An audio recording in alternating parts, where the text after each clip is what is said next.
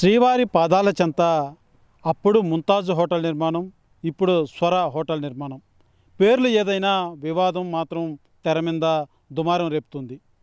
గతంలో ముంతాజ్ హోటల్ నిర్మాణంతో zoo park రోడ్లో నిర్మాణం చేపట్టారు. అయితే దీన్ని తీవ్ర స్థాయిలో హిందూ సంఘ నేతలు కావచ్చు, రాజకీయ పార్టీలన్నీ కూడా వ్యతిరేకించినటువంటి పరిస్థితి.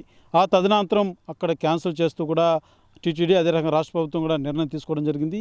తర్వాత మరొక ప్రాంతంలో కూడా భూమిని కేటాయిస్తూ కూడా నిర్ణయం తీసుకోవడం జరిగింది. అయితే ఈ భూమి నిర్మాణం ఏదైతే మనం ఉన్నది ఇదే ప్రాంతం, ఈ యొక్క భూమే కేటాయించింది కూడా. అయితే ఒబ్రాయ్ సంస్థలకు సంబంధించి, ఒబ్రాయ్ గ్రూప్కి సంబంధించి ఈ యొక్క ల్యాండ్ని ఏదైతే అలాట్ చేసినటువంటి పరిస్థితి. అయితే ఈ ల్యాండ్ ఏదైతే గవర్నమెంటు వాల్యూ ప్రకారం 400 కోట్ల వరకు వాల్యూ చేస్తే, ప్రైవేట్ పరంగా మాత్రం 3000 కోట్ల మేరకు విలువ చేస్తుందంటూ కూడా ఒక ఏదైతే తెర మీద ఒక వాదన నడుస్తుంది. అయితే ప్రధానంగా ఈ భూమి కేటాయింపులో మాత్రం తీవ్రంగా ఒక రాష్ట్రంలోనే ఒక చర్చనీయాంశంగా మారింది. ఇటు హిందూ సంఘ నేతలు కావచ్చు, రాజకీయ పార్టీలు కావచ్చు.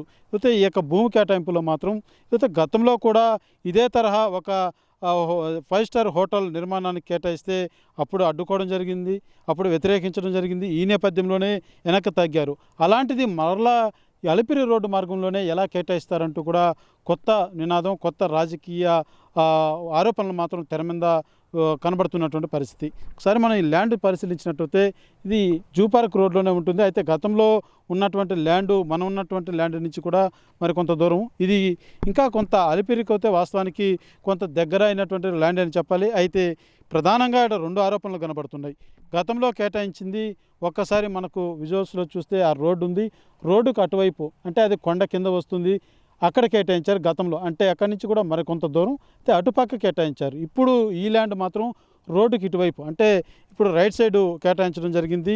జూ పార్క్ నుంచి అలిపిరికి వెళ్ళినప్పుడు రైట్ సైడ్ ఈ ల్యాండ్ వస్తుంది. గతంలో కేటాయించినటువంటి ల్యాండ్ లెఫ్ట్ సైడ్ ఉండేది. అయితే ఇప్పుడు 2 వాదనలో మనం ప్రధానంగా ఈ రోడ్డు పక్కన అటు ఇటుగా ఉన్నటువంటి ఈ ల్యాండ్లు గురించి ఒకసారి మనం మాట్లాడుకున్నట్టయితే, గతంలో లెఫ్ట్ సైడ్ ఉన్నదేమో స్వామివారి అటవీ, ఏదైతే శేషాచల అటవీకి కింద ఉన్నటువంటి వాదనని గతంలో ఉన్నటువంటి వాదన.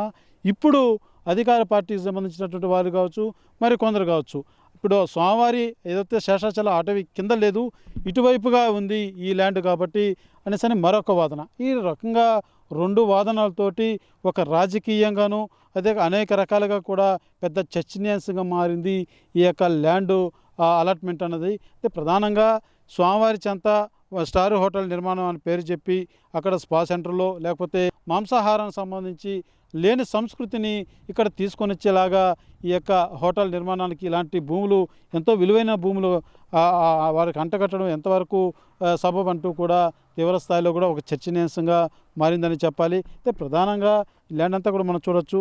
ఇదంతా కూడా అలిపిరికి ఏదైతే జూ పార్క్ రోడ్డు ఉందో ఈ యొక్క రోడ్డు పక్కనే ఈ యొక్క ల్యాండ్ ఉన్నటువంటి పరిస్థితి. ఈ భూమన కరుణాకర్ రెడ్డి కూడా ప్రజెంట్ ఇక్కడికే వచ్చి ఈ ల్యాండ్ అంతా కూడా ఒకసారి ఆయన పర్యవేక్షిస్తున్నారు. ఒకసారి మనం ఆయనతో మాట్లాడేటువంటి ప్రయత్నం కూడా చేద్దాం. పవిత్రమైనటువంటి స్థలము, అందులో వేల కోట్ల రూపాయలు విలువ చేసేటువంటి వెంకటేశ్వర స్వామి ఆస్తిని ఒక ప్రైవేటు హోటల్కు కట్టబెట్టాలన్నటువంటి ఆలోచన చాలా తప్పు. టూరిజం వాళ్ళకి అప్పగించటం ఏంటి, టీటీడీ ల్యాండ్ని అప్పగించి వెంటనే ఒబరాయ్ హోటల్ వాళ్ళకి ఇవ్వటం ఏంటి? వాళ్ళు ముంతాజ్ హోటల్ అని పేరు పెట్టారని ఆ రోజున పెద్ద ఎత్తున గందరగోళం సృష్టించినటువంటి మీరే స్వర అని హోటల్ మార్చుకోండి అని చెప్పి మార్చుకున్న తర్వాత ఇంత పెద్ద 3000 కోట్ల రూపాయలు విలువ చేసేటువంటి స్థలం ఇవ్వటం ఏంటి?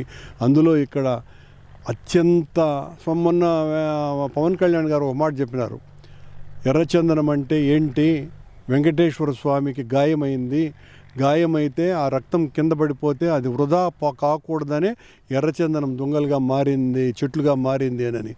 మరి స్వామివారి రక్తంతో ఏర్పడ్డటువంటి ఎర్రచందనం చెట్లనంతా కూడా ఈ రకంగా ఇంత దారుణంగా కొట్టేస్తూ ఉంటే ఆయన శాఖకు సంబంధించినటువంటి ఆధ్వర్యంలోనే ఆయన పట్టించుకోవాల్సినటువంటి అవసరం ఉంది కదా.